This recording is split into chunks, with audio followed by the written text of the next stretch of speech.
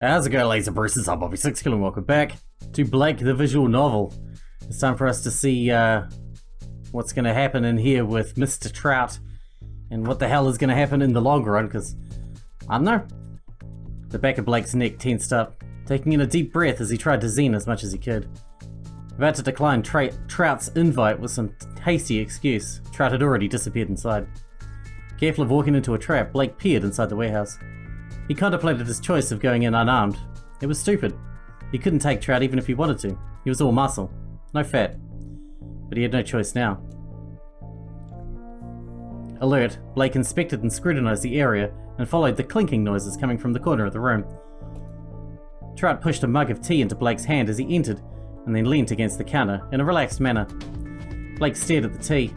At least he was armed with boiling water. Have you been sending me messages?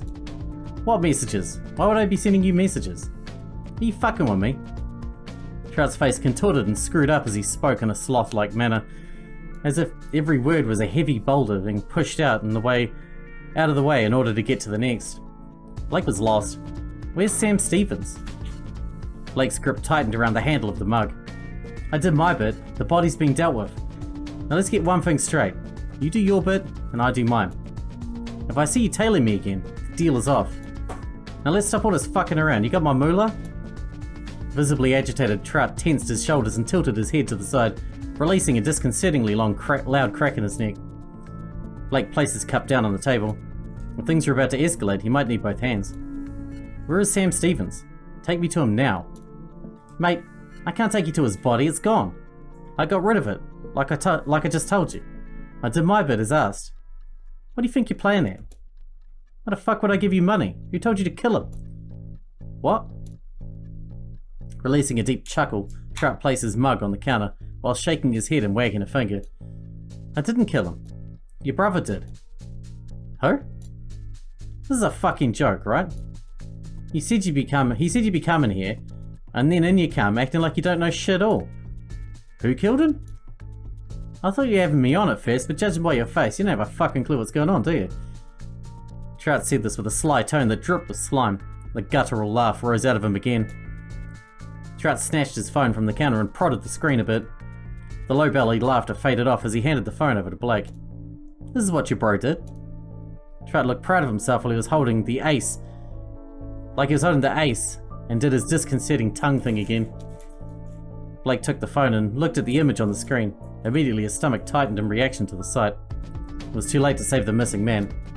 A knife protruded from Sam's lifeless body, slumped on a chair, blood soaked down his top, his face black and blue, just like the picture he'd been sent. Trout was in the background walking towards the edge of the screen, meaning someone else is behind the lens. That's one fucked up family you got there, mate. Stay calm. Now, go sort out my money with your fucking brother and tell him to pay me pronto, got it? I don't have your money. You backchatting me, boy? Blake heard a click, and then saw the light shine off the switchblade knife Trout had taken out. I don't really want to go back to the Bly. But you answer me back again, and I fucking swear I'll cut your fucking tongue out and stick it up between your meat pouches. You get what I'm saying? Put the knife down. Hurry, what the fuck are you doing here? I told you to stay put. Trout swung around and grabbed Hurry, knife to her throat. Who the fuck are you, and why the fuck are you stalking around my warehouse? Hurry stood still and said nothing. Trout let her go. She has nothing to do with this. Trout raised his voice. Spittle flew everywhere as his rage increased. I said, who the fuck are you? Let me and my friend go, and we'll leave you be, unharmed. Hurry's tone was firm and calm. She was a completely different person. Unharmed? Unharmed? If you haven't noticed, love, you're not in a fucking position to be given... Before he could say another word, Hurry slipped out of his grasp, and in a couple of swift moves, she knocked the knife out of his hand and caught it. Twirling around behind him faster than he could process, she hit him on the back of the head with the knife handle. He fell into a pile on the ground. Did you just kill him? No, he's just out cold. We should leave before he wakes up. See, that's why you're nice to everyone.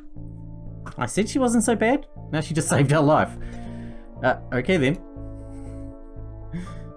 What the hell just happened? I stopped him from killing you. He wasn't going to kill me. How do you know? I don't, that's not the point. What's more, he could have killed you. You did some crazy fast moves back there. Sorry, it looked like you were going to get hurt. I was just protecting you. Huh. Well, thank you. No worries.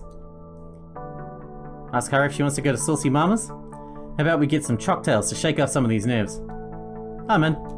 Well, I mean, I was okay with her before. Since she saved our life and everything, I think I like her now. she didn't sound her normal, enthusiastic self. There wasn't much talking for the rest of the journey back. They both needed some time to process what had happened. She's a ninja. Ah, they have my favourite. Blake pointed toward an empty table. Okay, I'll just... Harry made a beeline for the cocktail counter and was already out of earshot. Blake sat down and observed the bar. Moments later, Harry came rushing back holding 2 sundaes, then set one down in front of Blake. And here it is, death by chocolate. She sat down opposite Blake and stared at the sundae for a moment whilst holding a long, dainty dessert spoon. Blake could tell she was savouring the moment, like it was some sort of ritual of gratitude. Thanks, it's sweet of you to get me one. It's no bother, you're gonna love it, trust me. Harry had her first taste of death by chocolate and rolled her eyes. Do you know that there's a rare fruit from Castor that tastes just like chocolate ice cream? No, not heard that before. Who told you that? I've tried it myself. She took out her phone and a few moments later the Whatsit she was holding showed Blake the information. It looked legit. You look surprised. I am surprised. Why? Blake took a closer look at the information. Well, it says it's only available on the Shadow Web and you don't look like the sort to go on there. Harry smiled and raised her eyebrows. People are almost always never how we expect them to be. That's certainly been the case this evening. That, and you're the only person I know who'd use the Shadow Web for buying ice cream flavoured fruit, of all things. Harry threw a napkin, laughed and threw a napkin at Blake, which hit him square in the face. She looked embarrassed and hid her mouth with her hands. Sorry. It's okay, I deserved it. But no, I didn't get it from the Shadow Web. I visited a small local food hut in Castor. You've been to Castor? Yes, among other places. Don't look so surprised. Everyone was so nice and accommodating. A chef presented it to me and told me that only those with a true heart can experience the sweetness of the Yama fruit. What about those who don't have a true heart? Well, I don't know for certain because, as you can see, I'm true of heart. But for those who aren't, I'm told it leaves a bad taste, and for how long depends on what you've done in the past. And what does it mean exactly to be true of heart? Harry appeared serious, whilst deep in thought over the question Blake had just posed her. She was idly prodding her ice cream with the spoon, not really paying attention to how fast it was melting. Someone who strives to do good. So you're always good? What about when you knocked that guy out back there? I was saving you, it doesn't count if it's for a good cause. Blake straightened the napkin on the table and there was calmness in the air. Blake made sure to get Harry back home safely. You mean Harry made sure to get Blake home back safely? As he sat in the car alone, the dread sunk in. He'd failed. He'd let Sam die. Not only that, but apparently by the hands of his own flesh and blood. The revelation that he had a brother was too much to comprehend. The burning question was this all a big misunderstanding, or had Jonathan kept a secret from him? Did he really have a brother that Jonathan failed to mention? The picture Jonathan had given him on the USB didn't show a brother. Would Jonathan have gone to the trouble of editing him out? It didn't seem right. Unless at the time his brother hadn't been born yet. The rain tapped at the windows as Blake pulled up to Jonathan's house. He intended to go home, but this couldn't wait. He had to know. Blake's phone started ringing and no numbers showed. Due to the most recent events, he worked up the courage to answer. Hello? Hello, you may be eligible to claim for a recent accident. That doesn't make sense. Blake suspected from the robotic intonations of the voice it was a primitive call center droid. Who programmed you? I was created by MBI Sherlock program. I will now assist you with your claim. Please can I take your full name? It's pronounced eligible, not illegible. Thank you, eligible. Or illegible. Your claim reference number is... Blake hung up and shook his head angrily. As much as he preferred droids to act more human than robotic, the programmers could at least get such a small grammatical detail correct. He shuddered at the thought of how many times a day that electronic voice would say that line. Blake, there you are. Is everything okay? What happened? Is there anything you want to tell me? Jonathan looked confused and worried, but didn't offer any dialogue. A minor detail you forgot to mention when you told me you're my dad? Jonathan still looked mystified and shook his head, shrugging slightly. I don't know what you're asking me, son. You look like you could do with a drink. Jonathan moved over to the drinks cabinet and poured 2 glasses of neat whiskey, handing one over to Blake. The calmness that exuded from Jonathan started to ease Blake out of his tense state. How about that I have a brother? You don't have a brother. Why would you think that? I found Trout and confronted him. He told me that my brother killed Sam Stevens. Blake took a sip of the whiskey. The liquor was bitter and made him shake his head involuntarily. He seemed pretty certain of it. And I know I don't have a brother with my adoptive family. So what's he talking about? I don't know. Could he have confused you with someone else? Did he ask for your name or identify you in any way? So you swear I don't have any siblings? I swear. Blake sighed, partly out of relief and partly out of feeling like he was back to square one. Then at least tell me about Mum, and what happened. Where is she? Jonathan appeared a little uncomfortable. There was a sea of emotion behind his eyes. I don't think so. Maybe another time, Blake. Insist. We need to know. I can see you're hurt, but please tell me. I need to know about my family. Jonathan downed the remaining whiskey in his glass. Okay. Jonathan shuffled his weight as if to balance his thoughts. Your mother and I went through a rough patch when you were 6 years old. His eyes flicked up with an intensity and fixed onto Blake. I suffered from persistent migraines. I was working hard on computers for lengthy periods, striving to build my own company, to begin my legacy. I became a cantankerous bastard, I know that. And your mother, she was lovely and had the patience of a saint. I worked so hard that it felt like someone was slowly sticking pins in my back, and each time it made me flinch. Felt like I was a fucking hedgehog. At this point, Jonathan got up, took the whiskey bottle and topped up their glasses. Blake could tell from Jonathan's language that the alcohol had started to take effect, and he warmed to the fire that had ignited in the old man's fatigued eyes. One night your mother, Rachel, attended a friend's dinner party, so I stayed home to look after you. It was a difficult night. You were young and restless, just as children are at that age. Blake was amused by Jonathan's use of archaic words. No one said children or mother, but Blake knew what he meant, and he was intrigued to hear more about Rachel. I finally got you to settle down and I watched you fall asleep. The morning after, I remember very clearly. You toddled into our room complaining about a painful eye. I was still mid-slumber. Your mother started questioning me in a shrill voice, interrogating me about what had happened last night. We had a camera set up in the hallway outside your bedroom. We checked it and saw that I'd put you to bed. And at that time you were fine. You never left your room. Needless to say, I didn't need the coffee to wake me from my sleep. I couldn't appease her. I didn't have the answers she so desperately needed. You were a hyper whippersnapper. I assumed you must have woken up in the middle of the night and knocked into something. She thought the worst. And what else could she think? Rachel feared that I'd raised a hand to you when I put you to bed, but I would never ever harm you, so I was hurt that she would even consider such an idea. Blake didn't bother to ask what a whippersnapper was. He could take a guess. Jonathan avoided the use of old terms at work wherever possible, but around Blake he could be himself. You were upset and confused, and so was I. The accusations flew back and forth, and our relationship deteriorated between myself and your mother. Over the next few days, you had unexplained bruises appear on your body and around your neck. We asked you what happened, and you would tell us that you didn't remember. Your memory problems got worse, and the relationship between myself and your mother became irreconcilable. After a rather acrimonious exchange of words, your mother made the decision to go and stay with her parents up in Hollywood, a good 3-hour drive away. The atmosphere had changed. Jonathan looked glum as he gathered his thoughts. A stillness disrupted the flow of the conversation. Downing his drink, Blake offered to break the quiet and get Jonathan a top-up. On his return, Jonathan had had enough time to muster up the courage to continue his story. She, of course, took you with her, but you didn't arrive at her parents' house that day. Her parents contacted me and I contacted the police. No one had heard from her. A search party was rolled out that evening. A few hours later, within the early hours of the morning, the car was found parked on the side of the main road leading to Hollywood, with you curled up in the back, fast asleep. The car had broken down, so they think she must have gotten out to flag down help. Then, well, who knows? She was nowhere to be seen. It was a blessing that they found you. Relief doesn't even begin to explain how I felt when they told me you were safe. But they never found her. The authorities advised that it was highly likely she'd been abducted and presumed her dead. My poor, poor Rachel. As his eyes welled up with tears, he quickly looked to the side and blinked them away. I'm so sorry that you'll never get to see her again. It was a lot for Blake to process. He felt like he'd gained so much and lost it all in one go. Why don't I remember all of this clearly? Part of me thought you might recognize me when you first joined ICC.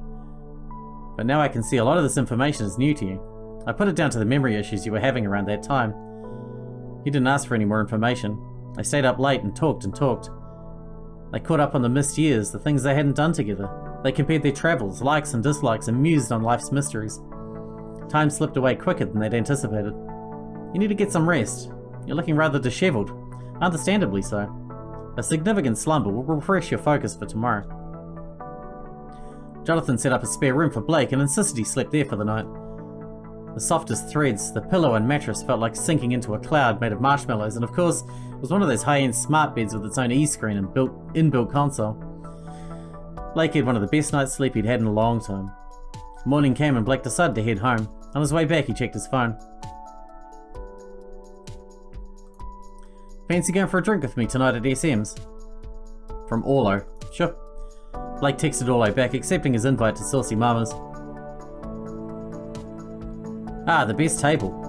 Why's that? When you look at the building as a floor plan, this seat right here, it's almost the perfect equal distance in order to get to the bar or plumbers. That and with where the speakers are placed, Orlo pointed to the 6 small boxes dotted around the room. The music is at an ideal level here, so you don't have to shout. He smiled and gave a cheeky eyebrow raise and then went back to his relaxed manner, sitting back, comfortable and confident.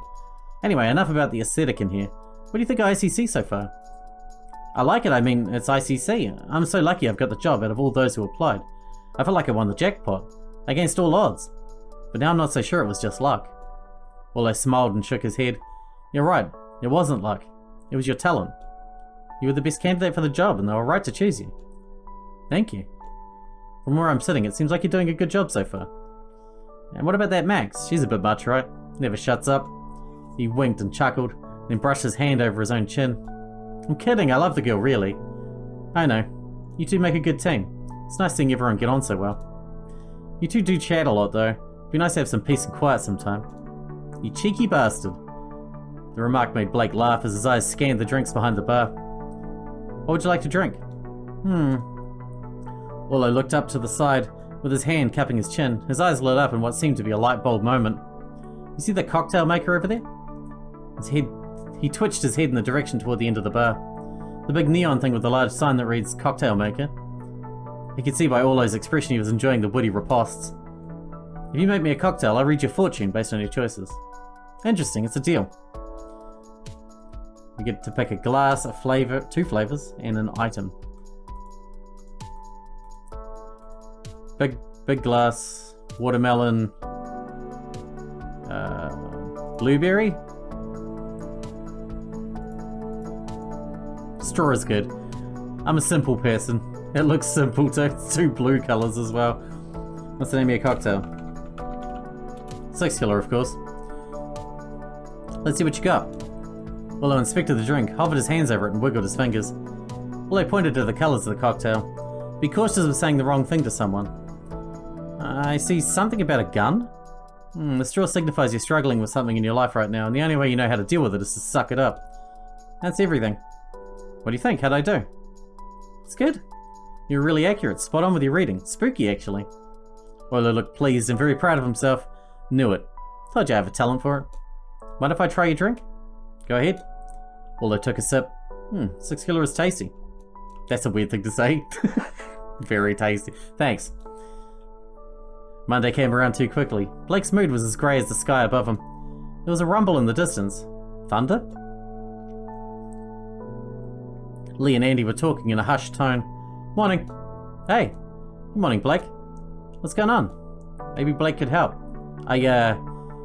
Lee smiled shyly and his eyes darted away. You can tell me if you want to. What's up? Well, I'm asking people to sign a petition to get Andy bigger living quarters. I wonder if you might want to sign the petition and, well, you might be able to talk to Jonathan about it for me? Sure, I'd be happy to help. Oh, that's fantastic. Thank you, I really appreciate it. We both do. I'll email over the signed petition to you. Let me know how you get on. No problem. I'm always here to help, man. Blake hadn't seen Hari around the office since their cinema date. Maybe she was avoiding him. How about we play odd one out? You're the odd one out. Wow, so witty. Max rolled her eyes and then laughter echoed. Blake, wanna play? I'm good, I got a lot of work to get on with. Blake was starting to get a headache, so he decided to sit this one out. Dude, I just got a notification that Kill VR has been voted out of Bly this month. How are you even surprised? They get selected to leave every time they're up for the vote. It says here there's a newbie who'll be joining the show next month, and he's a New Stone local. Someone called Oz Brown. Never heard of him. Huh? Blake instantly recognized the name. Did you say Oz Brown? Yeah, just checking what's it. It says that Oz Brown, a Newston resident renowned for his imaginative and revolutionary topiary artwork, was sentenced with murder and public unrest for stabbing his wife to death and causing a disturbance by shouting at school kids whilst mutilating his own face. Blake didn't know what to think. The man had looked so happy, living a perfect life in the pictures he'd seen on Image Nation. The room went quiet. Phew. Okay, well that's dark. Not gonna lie, that's very Vin. No, Orlo, we've talked about this. Anyway, I wonder what the damage is to his face. I guess we'll find out when we watch it. If it's bad, I give him no more than 3 rounds before he's voted the cut. Blake didn't waste his life watching The Bly, the popular e-screen reality show set on Broad Lane Island, the place where the worst criminals are imprisoned. Each month an inmate would be voted out by the public and set free, usually kill VR, and another was voted the cut, meaning they were never seen again. Blake knocked on Jonathan's door. Come in. Blake, welcome. Is Jonathan around today? He's away at a meeting this morning. Is there anything I can help with? Oh no, it's okay. Do you have a few minutes to spare right now by any chance? I was wondering if we might go have our little catch up. Sure, why not? Brilliant. How are you finding it here so far? I really like my job. I get on well with my colleagues and I feel secure here. Great, that's what we like to hear. Where do you see yourself in 5 years' time? Hope I'll still be working here doing what I'm best at. Dedication, I like it. What would you say is your greatest weakness? Probably timekeeping. When I get stuck into something, the day whizzes by. An anti-failing that isn't a failing. Welcome to my world. I know the feeling.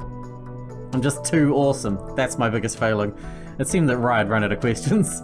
She became distracted by the trickles of rain that were connecting with each other and winding down the window. She looked comforted by the warm coffee mug cupped between her hands. I swear it rains so much in this part of Newstone. If the city had its own personality, I wouldn't know if central Newstone was trying to wash away its own sadness or wallow in it. Maybe eventually it'll drown in its own despair. Probably. That was a depressing conversation. Hey, I enjoyed our drinks yesterday. Willow was alone for once. He smiled, but it wasn't his normal happy smile. Looked like something was bothering him. Me too. How's it going? Okay, I guess. You seem quiet. Something bothering you? Want to talk? It's just, between me and you, Max watches The Bly because she's in love with Kill VR. The only reason I watch the show with her is because my dad is there, in Bly. I get to visit once every 6 months. Apart from that, the only way I get to see him is by watching the show. Every few months, Kill VR goes back in Bly for killing someone and gets voted out again. My dad is a good man. He tried to protect someone a long time ago, and things went wrong. I don't know if he'll ever get voted out. I just hope he never gets the cut. Oh man, I'm so sorry, I had no idea. No, well, not even Max knows about it. Please don't mention it to anyone. I won't. I can see why it would bother you though. I hope he gets voted out soon. Thanks. Exhausted by a day full of complex queries and an enormous effort to finish up his latest project, Blake was finally ready to leave. He'd seen the cleaners come and go in the time he was there, but the others had stayed late too. He enjoyed the odd evenings of camaraderie working late together. The atmosphere felt more relaxed and they usually ordered in food. Not to mention, they got the time back. Long day? Andy chirped in a sincere tone as he saw Blake in the foyer. It was almost 7 and Blake usually left around 6. Don't I know it? Ah, the clock struck 7. Time for me to pack up. Andy gave a signature crinkled nose smile. He closed down his systems at the front desk and turned around, disappearing into the room behind the counter. Blake could just about see flecks of rain outside in the darkness. As he stepped outside, the air smelt fresh. His heels made a satisfying clinking sound against the wet stone steps, and he made his way toward the parking lot. A strange whirring noise came from above, unlike any rain he'd heard before. The sky produced a dull metallic darkness overhead. At the front of the building, Blake could make out something on the ground a few feet ahead. The rain started to bawl, restricting his vision. Now getting closer, he realized it was an unconscious worker, their identity unclear in the rainy darkness. Hey, you okay? Blake shouted out, but there was no response, no movement. As he got closer, the annoying noise grew louder. It was coming from above. When Blake looked up, he couldn't make it out at first. That was until 7 blinding red lights beamed down on him. He immediately backed away and raised his arm to shield his eyes as he attempted to assess the situation. Bullets and rain came flooding down around him. He patted down his chest to be sure they hadn't hit him. Nope. But bullets had hit the person on the ground. If they hadn't been dead already, it was certain they'd given up the ghost now. Oh shit. Instinct punched through his limbs, forcing him to catapult toward the office, and a patter of bullets followed him. Blake took refuge under the first ledge he found protruding from the building structure, and not one moment too soon. How many other victims were there? Fuck! Before he could react, the spotlight was on him. He'd miscalculated where it was safe. There was no point taking chances. Blake sprinted and slipped back inside the building, then ducked out of sight, staying away from the windows. He had to warn the others. There was no time to wake up Andy. First priority, Jonathan. Jonathan's office was separated from the main floor, which meant that Blake hadn't seen whether Jonathan had stayed late or not. He made his way to Jonathan's office door and opened it. Blake caught his breath as he saw Jonathan. Jonathan, you're okay. There's been an armed drone attack outside the building. Drone attack? How many? Jonathan peered over at the window. I don't know, I only saw one and it shot at me, but there could be more. There's an employee outside dead. I didn't get to see who they were. What? This is terrible. We need to warn the others immediately. Of course. As Jonathan got up from his seat, a red light shone into the room, and the drone appeared on the other side of the glass. Quick, move! Blake couldn't help but imagine the next moment as an action film. Everything felt like it was in slow motion. He ran in and grabbed Jonathan as the drone broke through the glass. The window shattered and bullets scattered around. As they ran out, smashing and buzzing invaded the room behind them. The drone hurtled into the wall with a loud crash, and the doors closed behind them as they stood in the hallway. Jonathan put his hand to his chest in shock. They both panted, whilst taking a moment to process what had just happened. My gosh. That's putting it mildly. What was that noise? Is everyone okay? Everyone stay here. Blinds down. The blinds in the office started to automatically close. Lee, can you stream Hive News on your computer for us? Sure. Don't put it on too loud, just so it's audible. One witness reported that they could hear what sounded like an army of toy helicopters in the sky. They saw red lights in the sky and bullets raining down on pedestrians on the opposite side of the road before running to safety. Those living in central Newstone area are strongly advised to stay indoors and away from the windows until further notice. An armed response team has been dispatched and are clearing the area. It is estimated that there are a total of 5 rogue drones circulating the city, one of which has now been disarmed. The weapons attached to the drones are said to be similar to that of an AK-47. Please stay inside until further notice. A closed-up shot of a bullet-riddled heap of metal was shown, which must have been the disarmed drone. Jonathan let out a worried but surprised gasp as he recognized it instantly. Good grief! How could this have happened? ICC drone units deployed? No one has clearance to dispatch and test them. We must stop this. You can use my computer to access the control panel. Jonathan started to access the master admin controls without a thank you. It was understandable that pleasantries were not the priority. The screen changed and showed a red loading box, then lagged and froze. Lee, I might need your assistance here. I've never seen something like this before. It looks like the ICC computers have been infected with some sort of Trojan. The computer screen changed, deploying additional drones, uploading location for attack. What does this mean? Lee's voice cracked and shook with anxiety as he spoke. Damn, the phone network is blocked. Jonathan ran over to the security console on the wall and tapped in the emergency code. Nothing happened. The security system's been compromised too. We're gonna have to leave the building. No, that's too dangerous. I can't let any of you endanger yourselves. We have to tell them about Lee's network in Andy's room. We might be getting in trouble for this. We might be able to access the admin controls through Lee's network in Andy's room. Panic spread across Lee's face. Good idea, I completely forgot about that. It could actually work. Wait, what, you knew? Of course, you didn't think you could set up a network in here without it notifying the system, did you? I thought it was hidden well enough. Lee, go to locker CQRT for me and type in the code 505. Fetch me the gun from in there. Gun? It's there in case of extreme emergencies, and I'd say this is one of those times. A few moments later, Lee came back carefully holding the gun and handed it over to Blake, who was the person nearest to him. Here, you take it. Okay, I'll look after it for now, I suppose. Ellie, do what you need to do and we'll keep a lookout for any drones. Andy, what are you doing at your station? Good.